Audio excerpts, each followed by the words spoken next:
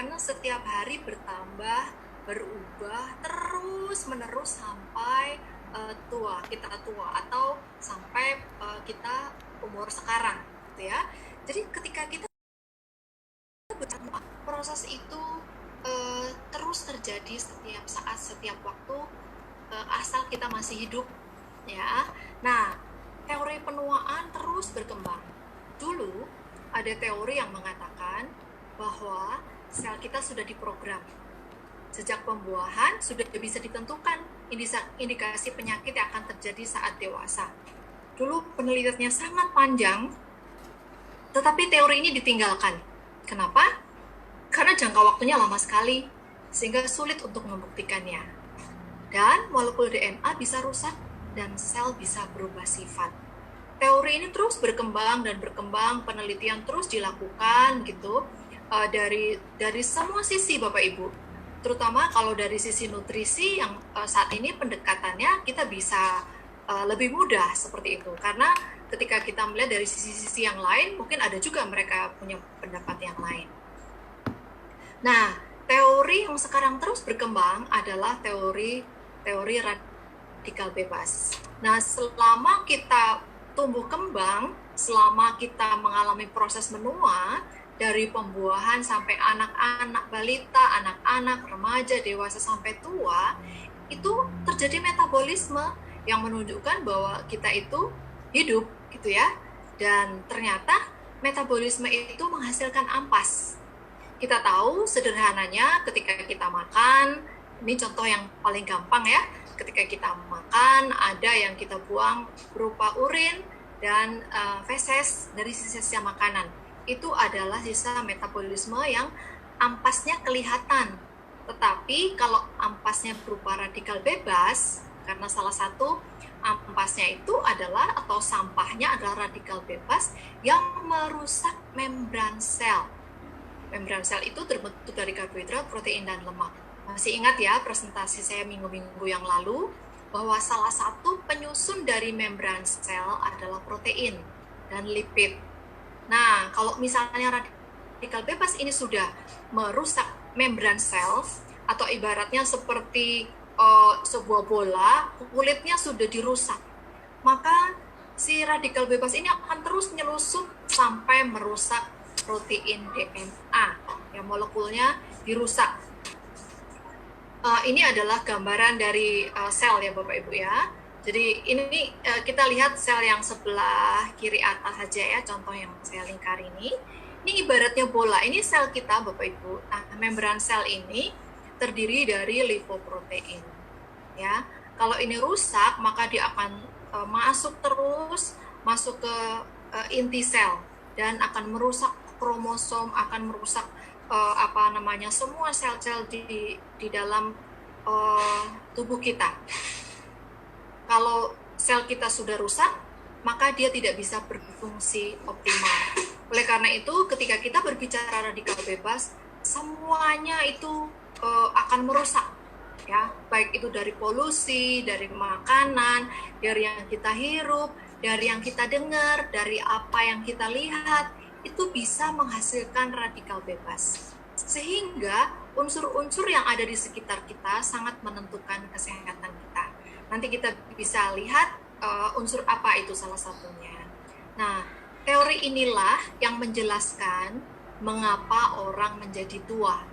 Di teori radikal bebas ini juga kecuali dia juga merusak sel, tapi dia juga yang menjelaskan kenapa orang menjadi tua. Kalau proses penuaan berjalan mulus, itu disebut normal aging. Apa itu berjalan mulus itu yang seperti apa? Nanti kita bisa lihat. Kalau tidak berjalan mulus dan menjadi sakit, disebut anormal aging atau abnormal. Kalau di dalam bahasa asing itu kan kalau misalnya normal itu yang normal, atau yang tidak normal abnormal atau inormal, atau misalnya matur. Katarang itu sudah matur itu masak ya. Kalau imatur berarti belum masak. Ya, istilah ini sangat familiar. Kalau misalnya Bapak Ibu yang belum pernah atau belum familiar, saya mencoba untuk menjelaskan bahwa kalau yang orang tua atau penuaan itu adalah sesuatu yang normal, dan ketika berjalan mulus itu normal aging. Ya, kalau tidak berjalan mulus dan menjadi sakit itu disebut abnormal aging. Kita nanti bisa koreksi diri kita sendiri. Sebenarnya kita sedang berada di mana? Penuaan, proses penuaan, ya pasti terjadi, kita sedang terjadi proses penuaan. Tapi normal atau tidak normal, ya? Orang tua yang tidak normal secara ilmu gizi disebut malnutrisi. Jadi Bapak Ibu, di dalam semua kasus itu sebenarnya malnutrisi semuanya. Nutrisi apa yang sebenarnya kita makan? Ya, malnutrisi ini secara fisik bisa dilihat menjadi kurus atau obesitas, ya. Nutrisi itu kan tidak hanya yang kita makan ya Bapak Ibu ya. Nutrisi yang kita dengar, nutrisi yang kita lihat, nutrisi yang kita cium, nutrisi yang kita pikirkan, itu menghasilkan malnutrisi atau normal nutrisi, gitu ya. Nah, ini akan menjadi satu kesatuan ketika proses menua itu terjadi. Nah, yang harus kita ketahui adalah bagaimana orang mengenali proses penuaan yang normal dengan mengenali perubahan-perubahan di tubuhnya. Karena kalau orang tidak mengenali proses penuaan, dia tidak tahu bahwa hal itu sudah menjadi abnormal, sudah tidak normal, atau sudah abnormal.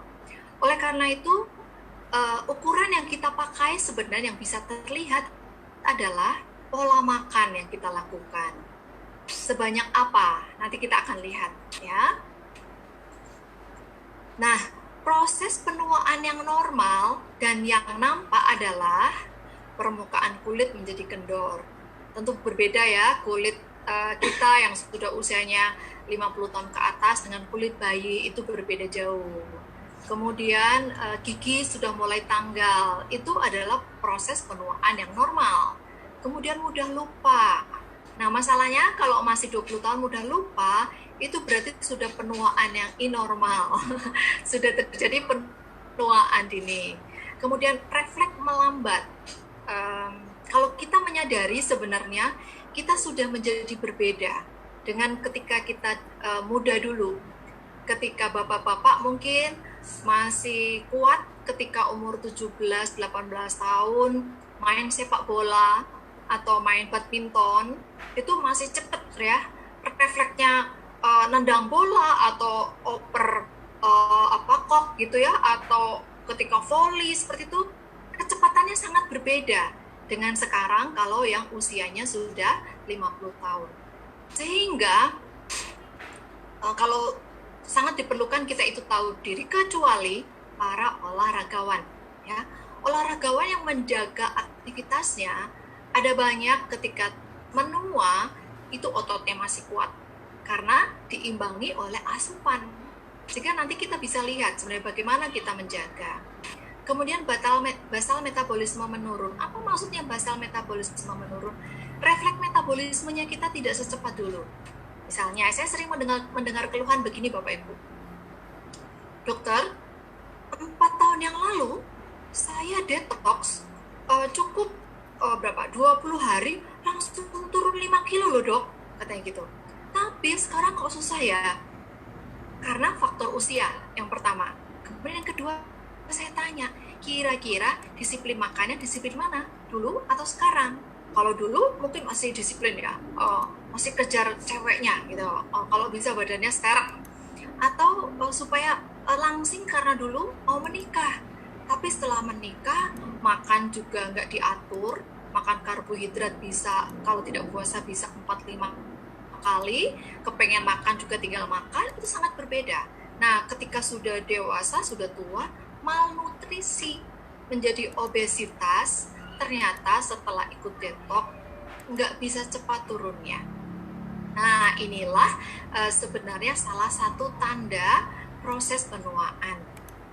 Perubahan-perubahan ini dapat kita gunakan untuk membantu orang tua supaya tidak terlalu kurus dan tidak gemuk.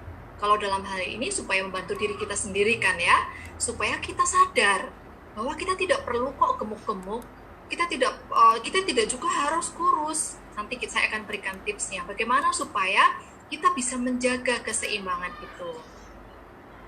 Nah, resiko malnutrisi yang kedua yaitu obesitas atau kegemukan adalah penyakit penyerta. Terjadi penyakit penyerta seperti stroke, kanker, diabetes, demikian ya. Jadi yang lain banyak sekali hiperkolesterol. Kenapa? Karena itu adalah ternyata penyakit penyerta dari kegemukan. Kalau kemarin-kemarin saya mau memakai konsep inflamasi ya, nanti di slide terakhir juga saya akan menayangkan lagi. Sedangkan yang kurus bisa terjadi penyakit infeksi, sehingga terjadi influenza pun bisa berbahaya Bapak Ibu. Kenapa? Nanti kita lihat. Ya, jadi kegemukan dan kurus semua kedua-duanya menyimpan resiko, karena semuanya itu adalah kondisi-kondisi yang rentan. Bagaimana orang tua, kebetulan saya punya seorang pasien Bapak Ibu, beliau hidup sendiri, kemudian tidak punya anak, dia hanya bisa bergeser karena sangat obesitas. Di rumah sendiri seringkali saya tidak tahu harus berbuat apa. Dia telepon, dokter tolong saya, apa Bu, saya nggak bisa bergerak karena memang obesitas. Ya, sebisa mungkin yang bisa saya lakukan. Kemudian bayangkan Bapak Ibu sendirian di rumah obesitas, pakai pampers ganti sendiri, masak mungkin dia order, saya nggak tahu. Tidak ada anak, tidak ada saudara, pembantu pun juga mungkin pulang hari pada saat dia kesulitan, tidak ada yang menolong. Oleh karena itu, bagaimana kita menjaga dari sekarang? Intinya apa Bapak Ibu? Sadar bahwa apa yang kita lakukan, apa yang kita makan, apa yang kita minum adalah mengandung resiko. Apa yang kita lakukan, misalnya bergerak atau olahraga, itu ada resiko baik dan resiko buruk. Kita mesti pertimbangkan, karena memang olahraga pun juga tidak bisa dianjurkan kepada orang-orang yang tidak terbiasa olahraga. Kalau para olahragawan biasa badminton, terus ketika tua dia masih bisa jalan jauh mungkin misalnya, karena otot-ototnya sudah terlatih. Nah, pada orang yang kurus Bapak Ibu, ketika infeksi, seperti saya mengatakan tadi bahwa influenza pun bisa menjadi sangat berbahaya. Ketika infeksi masuk, maka cadangan protein dibongkar untuk menghasilkan asam amino. Mengapa? Karena terutama glutamin untuk mempertahankan tubuh, yaitu untuk membentukkan sel limfosit. Masih ingat ya, daya tahan tubuh tentang limfosit, ada sel B dan ada sel K yang terbentuk dari limfosit. Nah, asam amino yang lain untuk kekebalan tubuh dalam bentuk lain. Bayangkan kalau kita tidak punya cadangan protein. Di mana protein disimpan? Di dalam otot. Nah, kalau misalnya orang yang kurus tidak ada cadangan protein, maka bisa terbayang Bapak Ibu, cepat terkena infeksi. Saya banyak menjumpai orang-orang yang usianya sudah 70 ke atas, 10 tahun ke atas, itu adalah infeksi saluran kemih. Nanti kita akan lihat kenapa terjadi infeksi saluran kemih.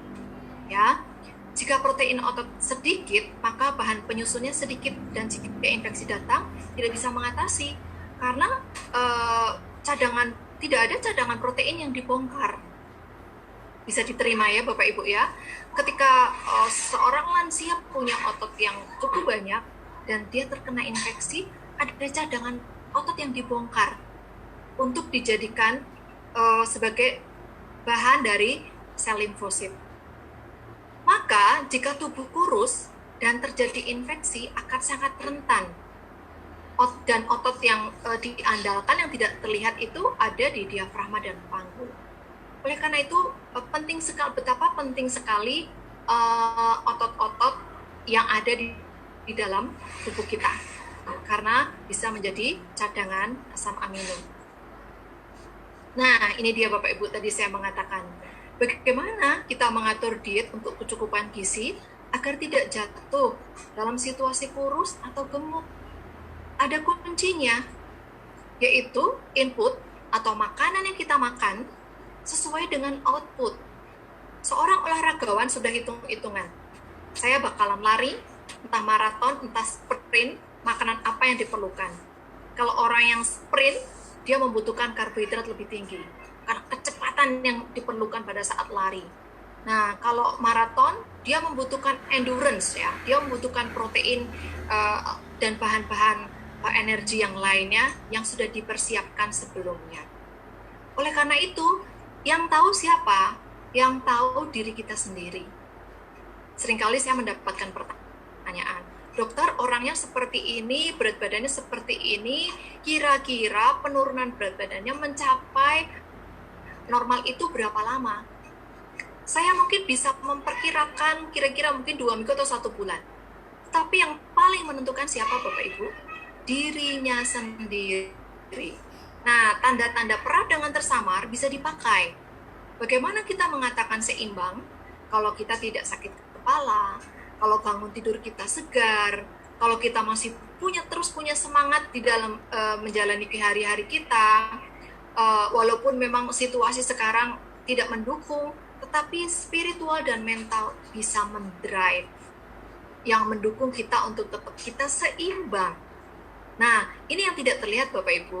Kalau kita bisa melihat ya jumlah di piring misalnya gizi seimbang, karbohidrat, protein, mineral seperti yang saya ceritakan yang kemarin-kemarin bisa kita lihat.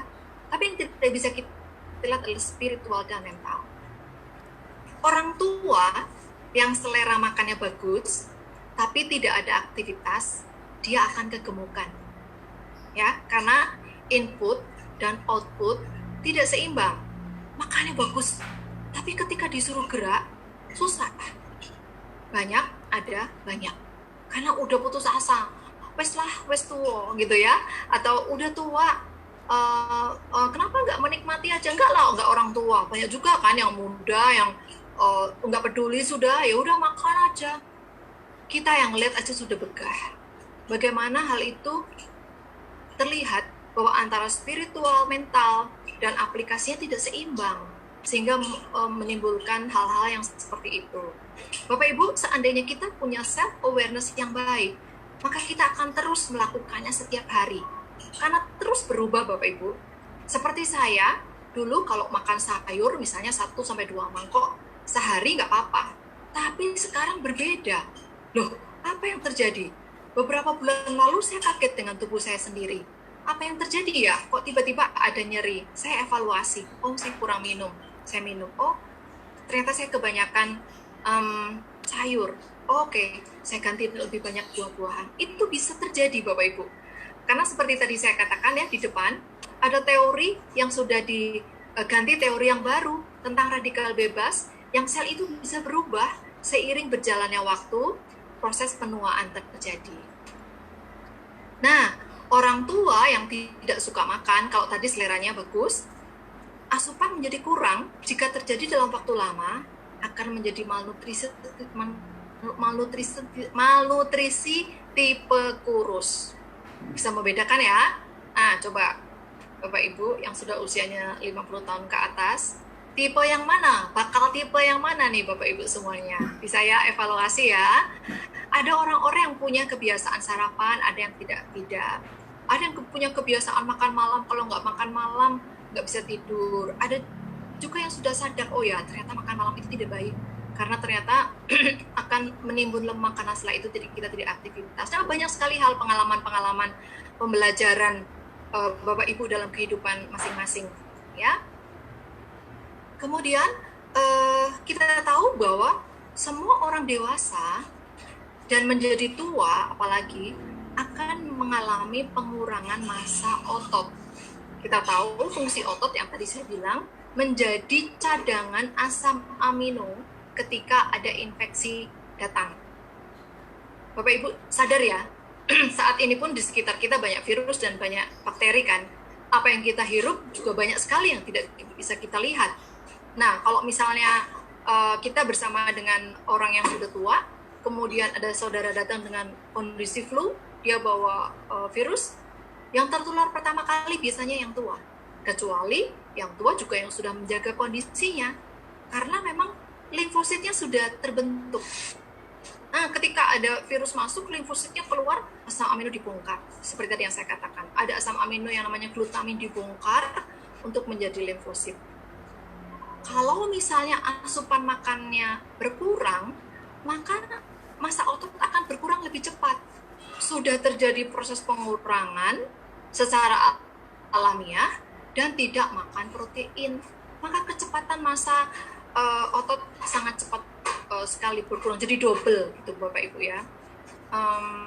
Saya sangat senang ketika saya mendengar ibu makannya baik atau bapak makannya baik, tapi ada problem ya, hampir semuanya atau mengalami ya, kita bisa lihat semakin tua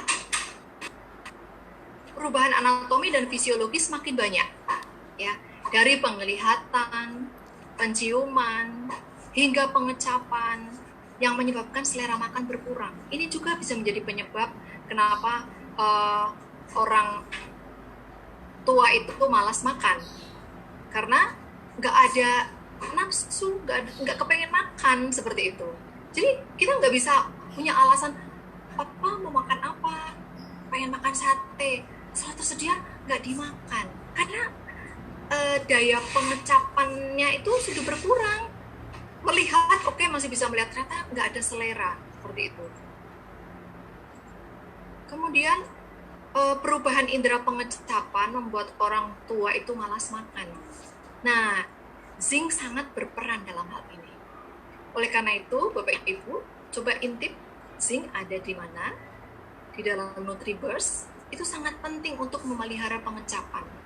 Sehingga dua nutrisi yang tadi saya tertayang itu, Max Brand Nutriburs, sangat baik untuk konsumsi nutrisi untuk orang tua. Selain itu berupa cairan, dan nutrisinya sangat baik, akan menjaga. Ada banyak saya dengar pengalaman teman-teman yang memberi kabar kepada saya ketika orang tua itu sudah tidak mau makan, setelah mengkonsumsi kedua nutrisi itu menjadi lebih baik, menjadi lebih segar. Sangat berkorelasi kan Bapak Ibu ya. Karena ketika orang tua itu tidak ada nutrisi, ya apa-apa males, terus terkena infeksi sedikit jadi lemes, nggak ada tentaranya. Oleh karena itu, zinc sangat berperan dalam hal ini. Orang tua dengan usia 75 tahun, secara teori, organ pengecapannya tinggal sepertiga. Beda kalau misalnya ada orang tua, waduh, ini semakin tua semakin kepengen makan apa aja, mungkin itu terjaga gitu ya, pengecapannya terjaga.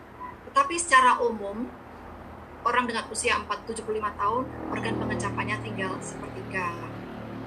Nah, jika saat muda kurang asupan kalsium, fluor, dan fosfor, maka pada usia 70 tahun, organ pengecapannya sudah mengalami penurunan sensitivitas.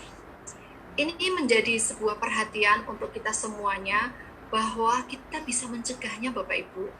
Kita bisa mencegah proses degenerasi. Apa sih degenerasi? Nanti di slide yang terakhir saya akan menayangkan. Tetapi apa yang saya ceritakan tentang proses penuaan, ini adalah proses di mana kita masih sadar, kita bakal tua, tetapi kita bisa mencegahnya dengan nutrisi. Orang yang tua, susah makan, bisa juga karena depresi. Ya, tadi saya mengatakan bahwa tidak hanya dari makanan. Kesepian, sedih, atau merasa tidak berguna, sehingga beliau atau mereka perlu arena kebahagiaan sesuai yang dibutuhkan. Kita sebagai anak mungkin bisa memikirkan bagaimana ya caranya supaya Bapak Ibu tidak kesepian.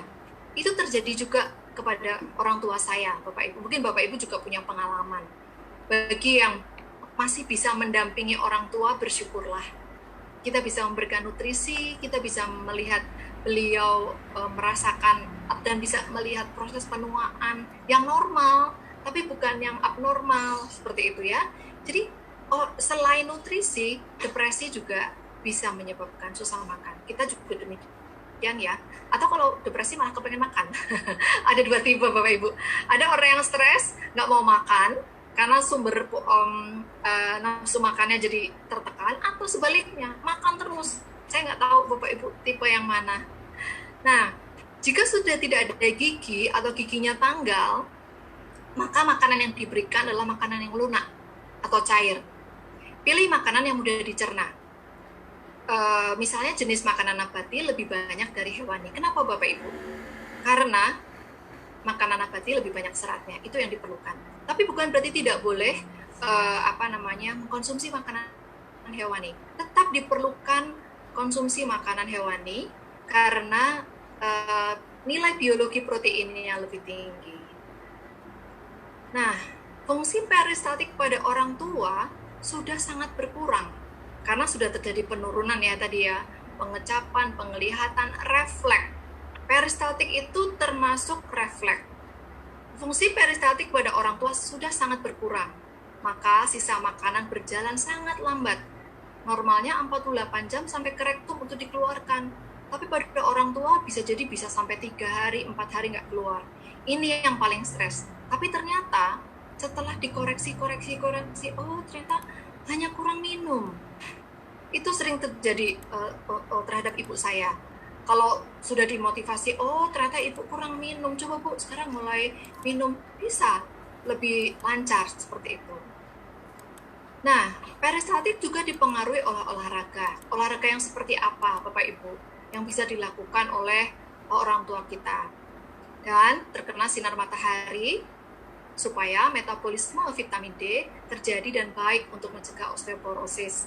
Nah, seringkali kita lihat ya, kalau misalnya ada, entah itu di panti asuhan atau di rumah sakit, memanfaatkan matahari pagi untuk keluar untuk menghangatkan.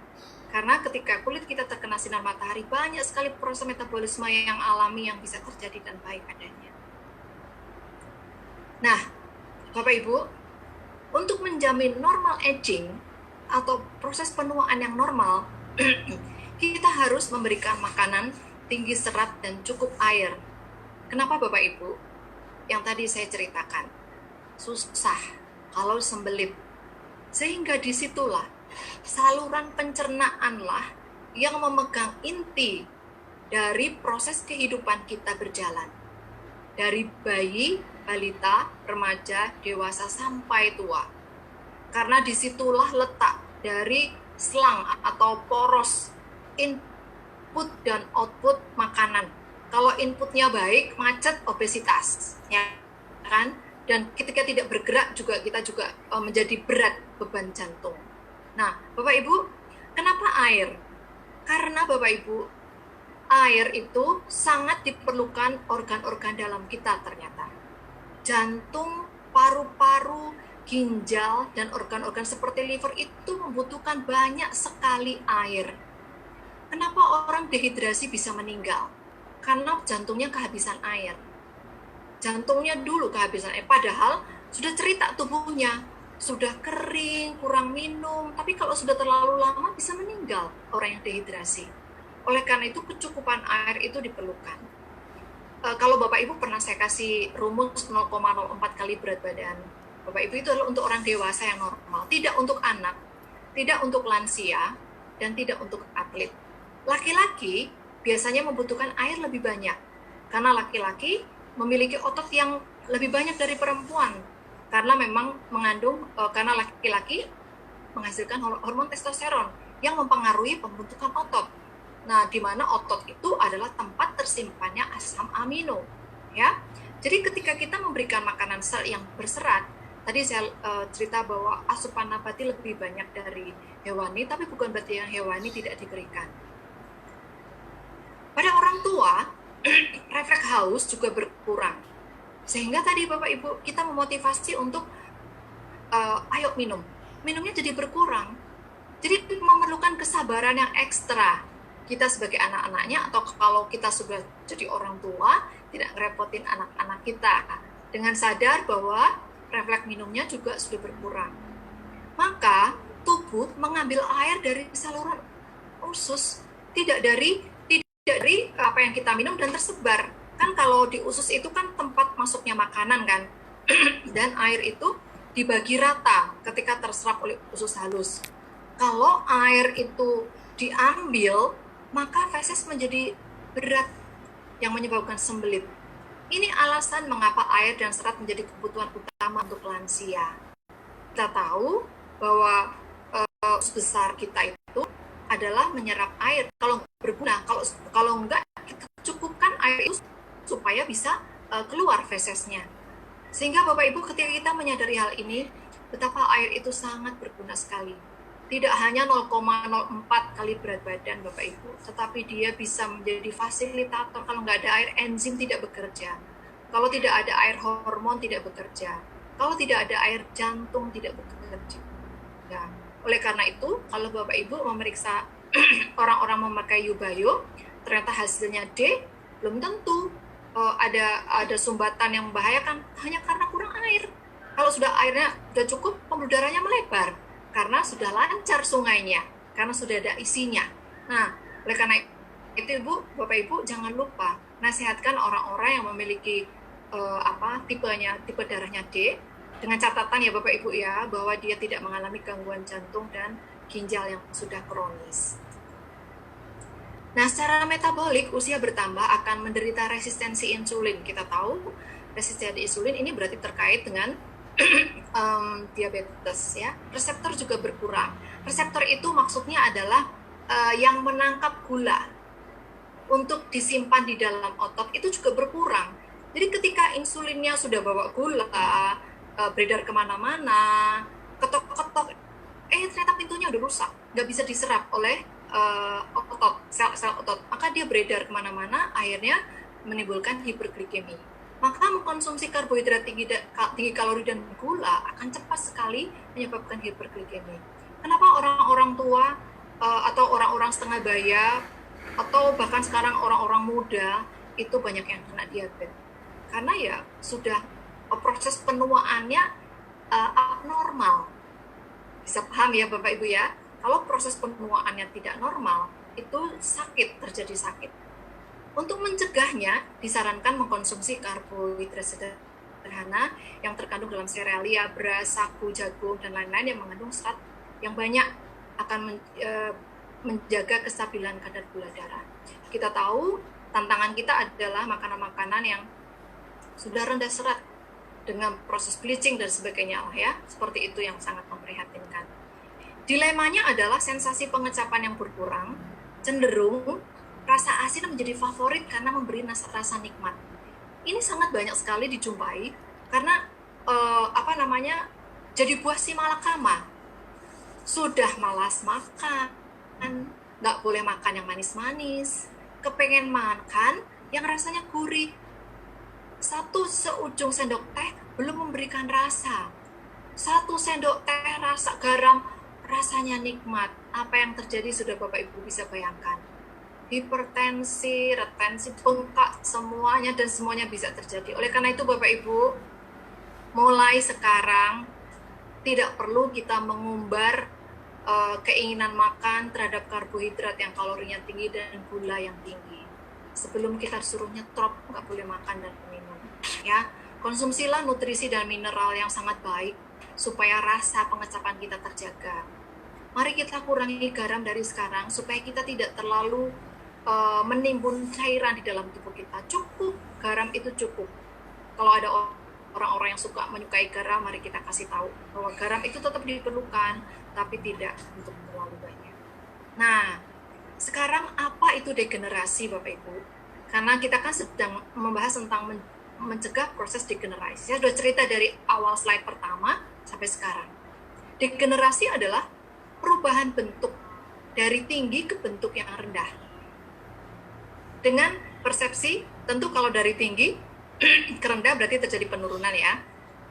Terutama perubahan jaringan yang mengalami perubahan dan menjadi kurang aktif fungsinya. Kalau kita sering dengar, ada penyakit degeneratif stroke, wah itu sudah biasa ya.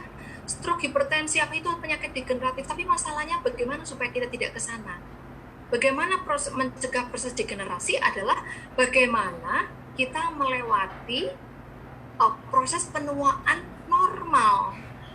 Bisa diterima ya Bapak Ibu ya. Jadi ketika kita melewati proses penuaan yang normal dan kita tidak sakit, maka kita mencegah proses degenerasi. Kalau bagaimana anak muda sekarang di umur 30 tahun sudah hipertensi, sudah stroke ya. Dia sudah mengalami proses penuaan yang tidak normal. Nah, ini adalah konsep saya tentang inflamasi kan. Saya sudah cerita ya. Ini sudah tayang berapa kali saja bahwa proses degenerasi diawali dengan proses yang akut, terjadi inflamasi dan kronis. Kalau dari sisi saya hari ini, saya bercerita dari sisi gizinya. Kalau ini dari sisi penyakit dalamnya. Nah, ini adalah mengalami kronik inflamasi, sakit jantung, autoimun, metabolic disorder, sendi dan tulang, dan ini adalah proses degenerasi. Kalau ini terjadi pada Bapak Ibu semuanya dengan usia yang masih muda, berarti sudah terjadi penuaan dini atau proses degenerasi terjadi sangat dini.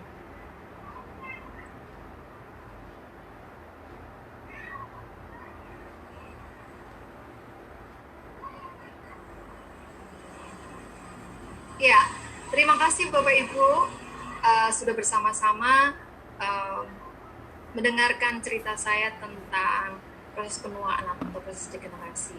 Tiba saatnya saya intip chatting yang sudah masuk.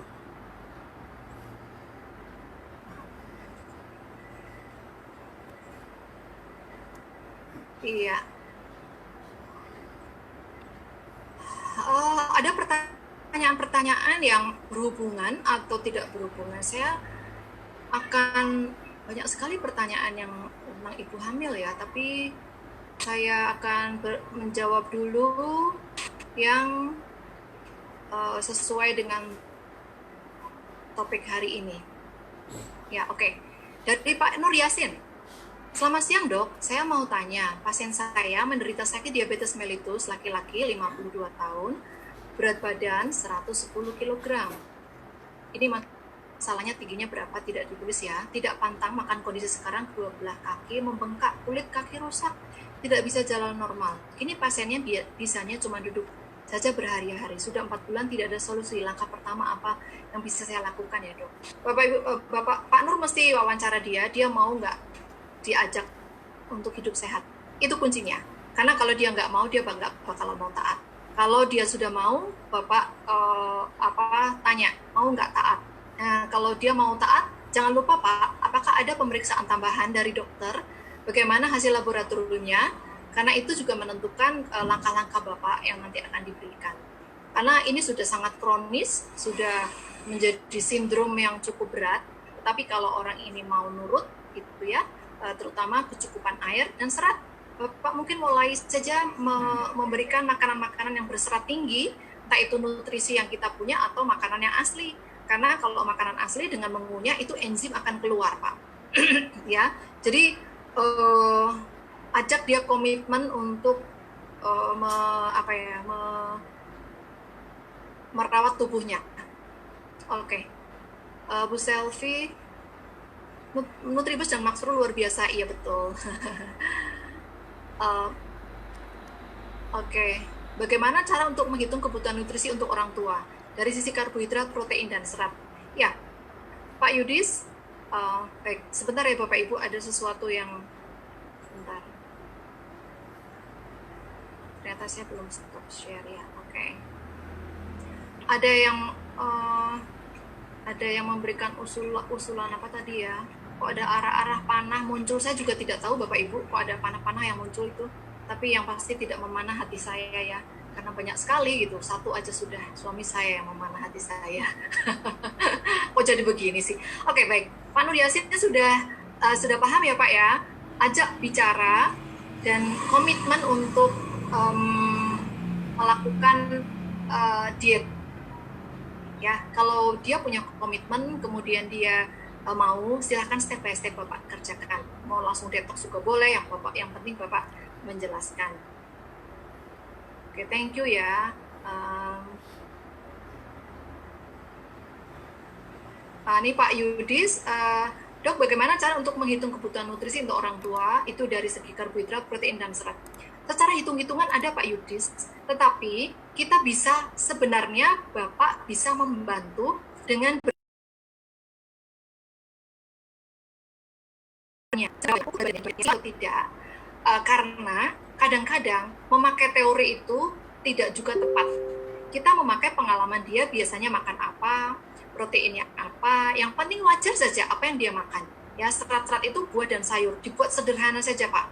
Karena dengan begitu sebenarnya kita bisa evaluasi, oh yang tadinya diem saja di kamar, sudah bisa keluar, sudah bisa olahraga, itu parameter yang kita pakai. Ya. Kemudian,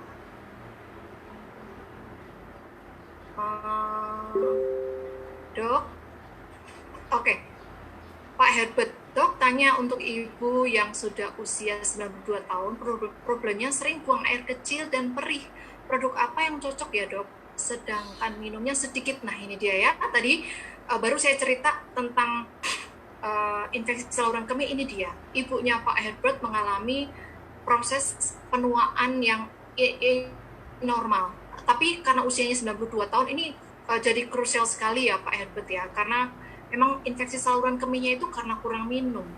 Salah satu atau satu-satunya cara adalah mendorong ibu untuk minum. Karena kalau sudah seperti ini, minum antibiotik nggak karu-karuan nantinya. Jadi mendorong ibu untuk minum, untuk memahamkan bahwa infeksi saluran kemihnya sembuhnya pakai minum. Dok, air minum seperti apa yang baik untuk tubuh? Air minum yang kita minum sejak kecil. Tentunya yang tidak, kalau saya mengatakan ya, ada banyak, kalau di desa air minum yang ada di sumur ya Bu ya, Bu Helmi. Kalau kita di kota, pilih saja air minum yang standar saja. Tidak ada yang menjadi patokan, oh ini harus itu, enggak sih.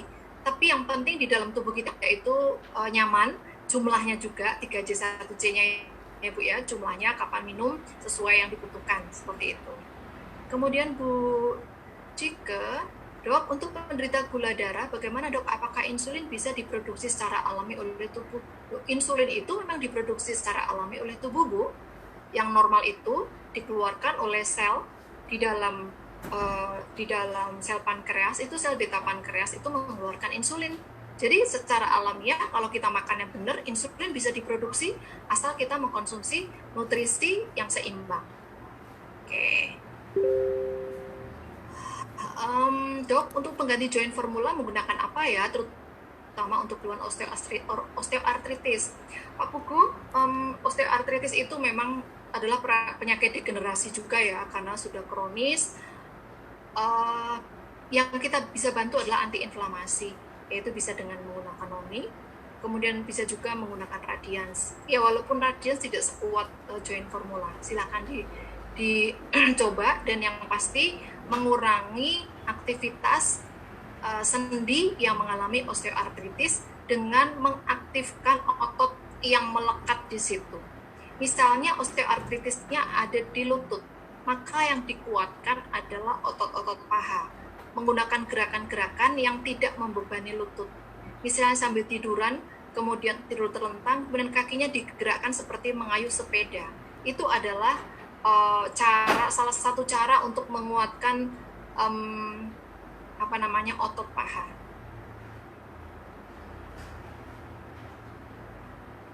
Oke. Siang Dok, saya Remi dari Maumere. Tanaman herbal apa dan bagaimana cara membuatnya untuk mengobati infeksi saluran kencing? Yang pertama sih mesti cukup minum ya Bu ya, Bu Remi. Cukup minum, hitungannya kalau orang dewasa 0,04 kali berat badan. Tanaman di sekitar kita, bumbu dapur atau nutrisi di tempat kita bisa menggunakan klorofil. Kemudian tadi saya menyinggung tentang vitamin D. Bu Diati bertanya, Dok, sebenarnya untuk vitamin D yang berasal dari sinar matahari bagusnya jam berapa buat tubuh kita? Karena ada beberapa pendapat yang bilang bahwa tubuh kita seharusnya menyerap sinar UV pada jam 10 pagi, tapi ada juga yang bilang kalau sinar UV itu jam 7-8 itu lebih bagus. Ini silakan mau ikut mazhab yang mana. Karena memang banyak sekali teori, banyak sekali pendapat, dan mereka benar. Yang perlu kita tahu adalah bagaimana dengan kita. Ada orang-orang di sekitar kita nggak bisa loh jemuran jam 10 pagi, nggak bisa. Ternyata dia bisanya jam 7 pagi dan sudah merasakan nyaman. Tapi secara teori Bapak Ibu, ternyata Ibu Diati, vitamin D itu tidak hanya ditentukan oleh jam kapan kita berjemur, bukan. Tidak hanya itu. Yang pertama adalah karena usia. Pada saat usia tuh mau berjemur 1 jam juga vitamin D-nya nggak bisa masuk, Bapak Ibu. Ya. Kemudian tergantung kita ada di mana. Demikian juga bagaimana situasinya, misalnya kalau mendung atau panas. Kemudian juga situasinya di mana kita berjemur. Itu banyak sekali. Tetapi kapan berjemur itu, misalnya ada orang yang berjemur itu di atas jam 10, itu cukup 15 menit. Kalau orang yang kulitnya hitam bisa lebih lama, bisa 20 menit. Tapi kalau orang yang kulitnya putih bisa terbakar. Itu saja yang perlu kita ketahui. Dan vitamin D yang dari sinar matahari itu sebenarnya dia adalah provitamin D. Dan ini tidak akan berguna Bapak Ibu kalau kita tidak makan atau tidak ada kalsium juga di dalam tubuh kita. Jadi banyak sekali yang mempengaruhi. Asupan kalsium yang masuk ke dalam tubuh kita juga mempengaruhi asupan vitamin D. Saluran cerna yang baik itu juga mempengaruhi asupan vitamin D, Bapak Ibu. Loh, apa hubungannya di kulit sama di saluran cerna? Loh, banyak sekali hubungannya. Karena kulit pun juga sangat dipengaruhi. Kalau masuk ke dalam kulit, dia masuk ke dalam pembuluh darah, nanti bisa ketemu dengan nutrisi-nutrisi juga yang masuk ke dalam tubuh kita. Ya. Dan kalau orang-orang yang mengalami kekurangan vitamin D biasanya mendapat support vitamin D. Di dalam produk nutrisi sinergi, vitamin D banyak ya, ada di ProRG, ada di Kalmak, ada juga di Nutriburs. Ya, selamat menikmati. Pak Sami atau Bu Sami, Bu, apakah faktor-faktor penyakit keturunan bisa juga berpengaruh walaupun sudah melakukan pola hidup dan pola makan sudah benar? Betul. Faktor keturunan bisa berpengaruh. Kalau kita bisa melihat, kita ingat functional medicine tree, itu faktor keturunan itu 5%, tetapi tidak ada rumus yang mutlak, Pak Sami. Betul sekali. Tetapi bagaimana Bapak tahu ada faktor keturunan dan memutus rantai faktor keturunan itu sejak muda? Mungkin akan bisa meminimalisir. Tetapi kalau ternyata Bapak juga tetap menderita sakit seperti seorang tua, bagaimana kita menikmati, bagaimana kita hidup di dalam rasa sakit itu, tetapi bukan berarti untuk terus-menerus mengasihani diri atau mengeluh. Nah, ini sebenarnya kunci penting bagaimana kita tahu bahwa ketika kita tidak sehat, kita tetap tadi spiritual mentalnya itu kita tetap memiliki. Saya punya banyak sekali teman-temannya yang demikian. Bukan faktor keturunan, Bapak Ibu, tapi betul-betul faktor yang memang dia miliki. Karena ada hal-hal yang memang sudah terjadi pada masa lampau, dia itu sudah menjadi orang yang kalau saya bilang itu dia tuh cacat gitu ya. Kapanpun bisa kambuh, tetapi dia bisa happy. Dia bisa menolong orang lain. Nah, disinilah sebenarnya seni di mana kalau ketika kita sakit, ketika kita memberikan bantuan, kita bisa happy.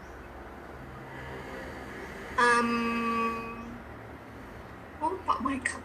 Ya, oke, thank you. Oke, Bu Dewi. Dok, apakah diabetes itu penyakit turunan atau memang dari pola makan? Dua-duanya. Bisa keturunan, bisa pola makan. Pak Omar, Bu Dokter, saya ada klien yang sudah berumur 60 tahun, sudah 3 kali ikut program Smart Detox Full Pack, tapi beliau tetap buncit dan tetap gemuk. Beliau juga mengakui bahwa tidak disiplin dalam mengikuti program. Sekarang beliau mau fokus di penghilangan buncitnya saja. Saran dokter bagaimana baiknya? Itu sudah kunci. Ikutin aja. Yang kuncinya dia mau fokus, itu saja. Seperti tadi ya, yang berat badan 110, kuncinya apa? Komunikasi, komitmen. Dia berjanji pada diri sendiri, bukan berjanji pada ibu bapak ya. Itu prinsip sekali, karena kalau berjanji sama kita yang nuntut, kita capek loh Bapak Ibu, karena kita mau menolong dia juga harus berusaha ya. Kecuali itu karena 60 tahun tadi basal metabolismenya lambat, kalau misalnya dia mau olahraga, tapi bukan berarti tidak bisa ya, tetap bisa. Ada orang-orang yang obesitas itu sudah duduk di kursi roda, udah obesitas, dia bisa berjalan lagi padahal udah keberatan karena olahraganya apa? Sambil duduk di kursi roda, lempar bola, masukin, lempar setiap pagi, dan dia bisa menjadi bagus dan bisa berjalan. Oke.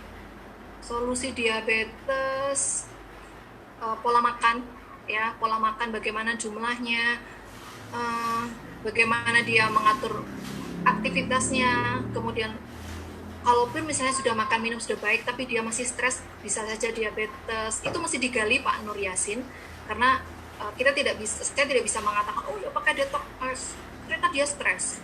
Nggak bisa juga. Sekarang mikirin anaknya belum menikah, itu kan repot itu namanya.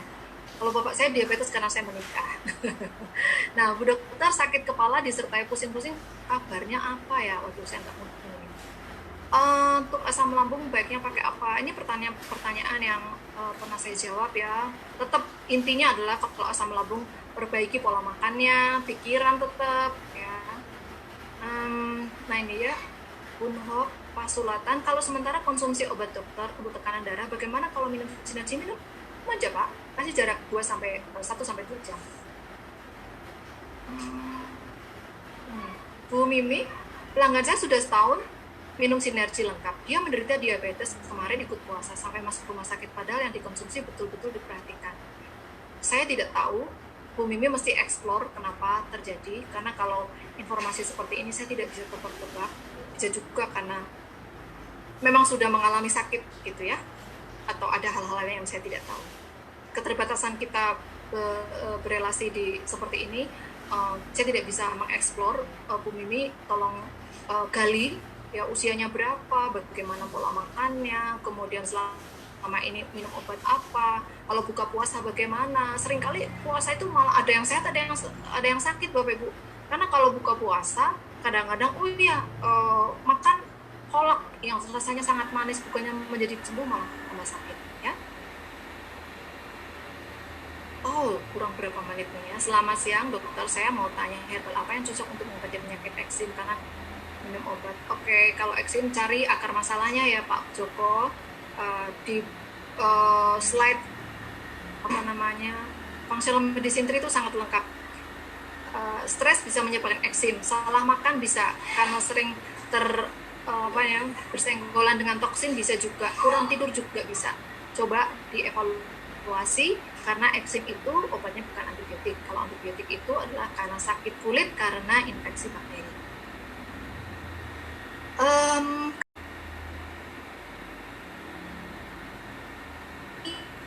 Karena seringkali saya menjumpai orang menganjurkan minum nutrisi dia belum menguasai produk.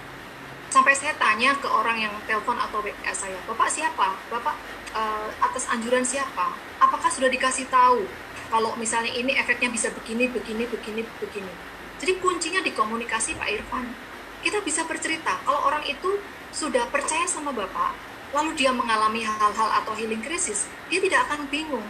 Kalau Bapak sudah menceritakan, dia tidak akan bingung. Masalahnya kalau teman-teman Bapak Ibu tidak cerita, tiba-tiba orangnya flare up itu baik, kambuh, atau rasa sakit yang tambah sakit seperti itu ya. Kuncinya adalah di komunikasi dengan Bapak. Pak Irfan menggali. Misalnya menggalinya bagaimana? Selama ini bagaimana Bapak kesehatannya? Kalau sudah seimbang belum tidurnya, makannya, dan sebagainya. Karena ternyata bisa jadi reaksi aktif itu kan masalah makan beliau sendiri gitu. Apakah penyakit eksim bisa disembuhkan? Tergantung penyebabnya. Oke, Bapak Ibu, tak terasa sudah 5 menit menuju ke jam 14. Terima kasih untuk perhatiannya, terima kasih untuk keikutsertaannya. Kali ini pertanyaan sangat beragam, dan tadi ada 3 pertanyaan itu kok kompak bertanya tentang ibu hamil ya. Hati-hati untuk ibu hamil. Ibu hamil itu tidak harus minum nutrisi, tapi ada juga yang menganjurkan. Ibu hamil itu kebutuhannya apa sih? Protein, bisa berasal dari spirulina. Kemudian mineral, bisa berasal dari kalsium, magnesium. Dan nutrisi-nutrisi yang meningkatkan daya tahan tubuh bisa dari kolesterol. Oke Bapak Ibu, terima kasih atas perhatiannya. Sampai jumpa minggu depan, sekali lagi sebelum Lebaran ya. Sehat selalu, karena kita akan membicarakan tentang hal kesehatan untuk kita semuanya, untuk keluarga kita, dan terutama untuk kesehatan masa depan anak-anak kita. Terima kasih dan selamat siang.